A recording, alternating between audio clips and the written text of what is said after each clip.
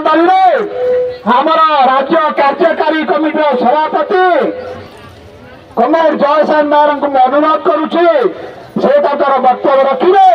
एवं आगामी दिन कार्यक्रम सूचना देवे। आज All India United Trade Union Centre AIUTC सहबंधित ओडिशा मिलित विद्यालय पाचिका सहायिका संघ पक्षर जयदेव भवन में राज्य सम्मेलन थिला एवं राज्य सम्मेलन पर एटी लोअर PMG रे विक्षोभ अनुष्ठित होउछि एवं ए विक्षोभ माध्यम आमे ओडिशार मुख्यमंत्री उद्देश्य दायीपत्र देइछु। मुख्यतः केंद्र सरकारंकर मध्याह्न भोजन योजना को राज्य सरकार परिचालना करुचंती। विगत दिनर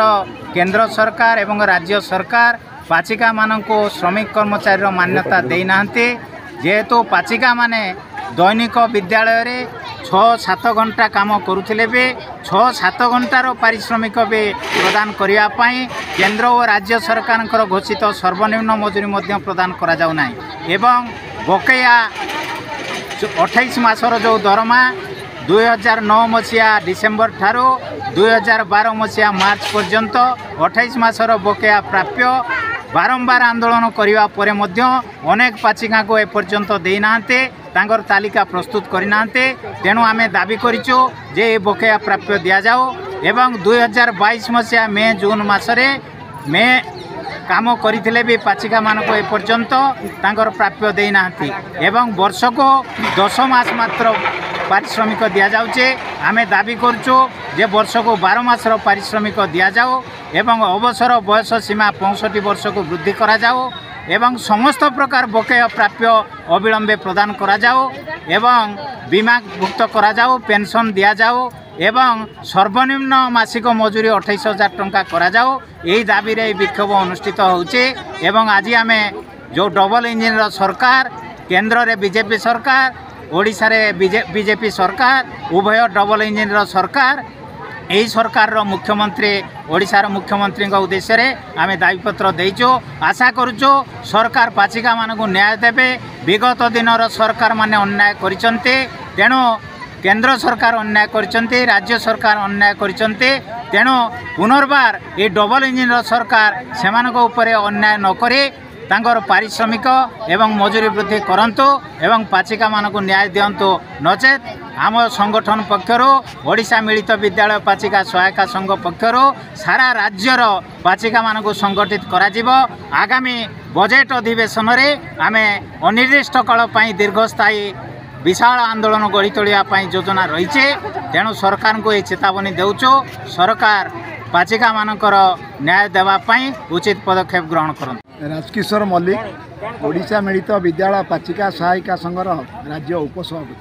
सर आज जो आपंकर दाबी नहीं कि आसी लोअर PMG की आप माने गला पर मुख्यमंत्री को भेटिया पर कौन सुफल मिलला आपण वर्तमान जानिले ये सरकार चली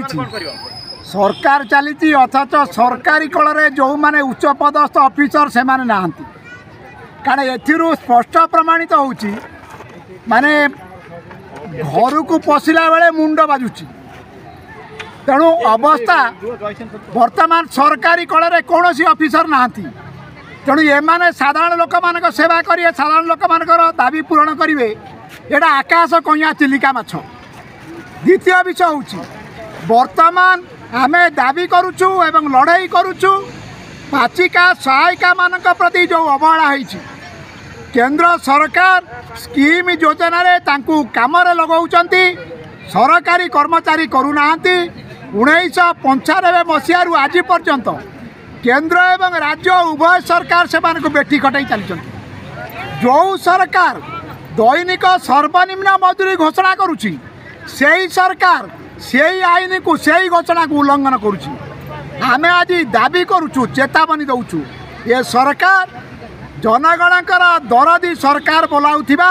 जनमंगलकारी राष्ट्र रे जनमंगलकारी सरकार बोलाउथिबा सरकार को आमे चेतावनी दउचु आगुआ हुशियार हुआ नले आगामी दिन रे दुर्बार आंदोलन हबो। यही भुवनेश्वर बीच रास्ता रे पाचिका सहायिका माने काम बंद करी समस्त मध्याह्न भोजन को अचल कर बसबे देखा तमें कौन करुच एवं पाचिका सहायिका मानक दाबी पूरण करने कौन पदक्षेप नौच आम आंदोलन जरिया से बाध्य करूँ चाप पकईबू एवं दाबी पूरण करने समस्त प्रकार उद्यम करूँ यही चेतावनी आम दे जाऊँ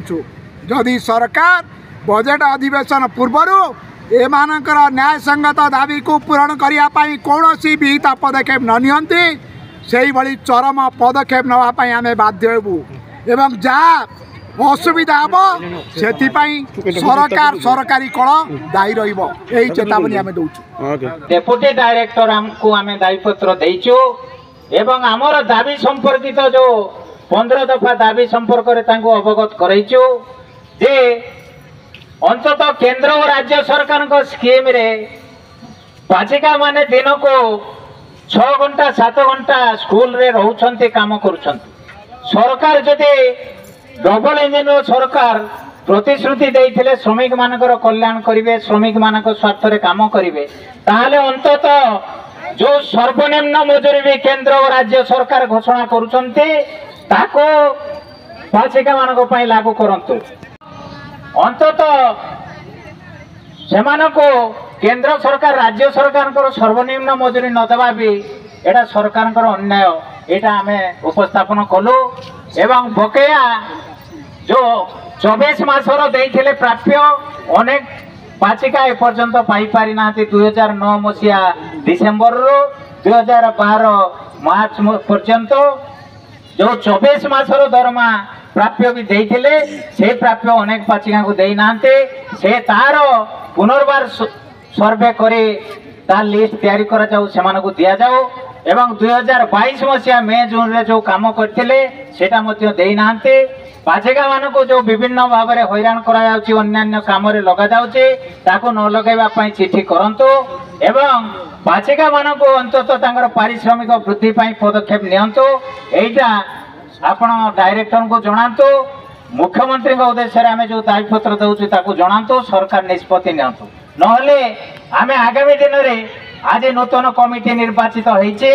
सारा ओडिशा रे समस्त पाचिका को एआईयूटीओसी सहबंधित ओडिशा मिलित विद्यालय पाचिका सहायका संघर नेतृत्व रे आगामी दिन में मध्याह्न भोजन कार्यक्रम को ठप करने को पड़िबो एवं केंद्र और राज्य सरकार को जणाई देवा को पड़िबो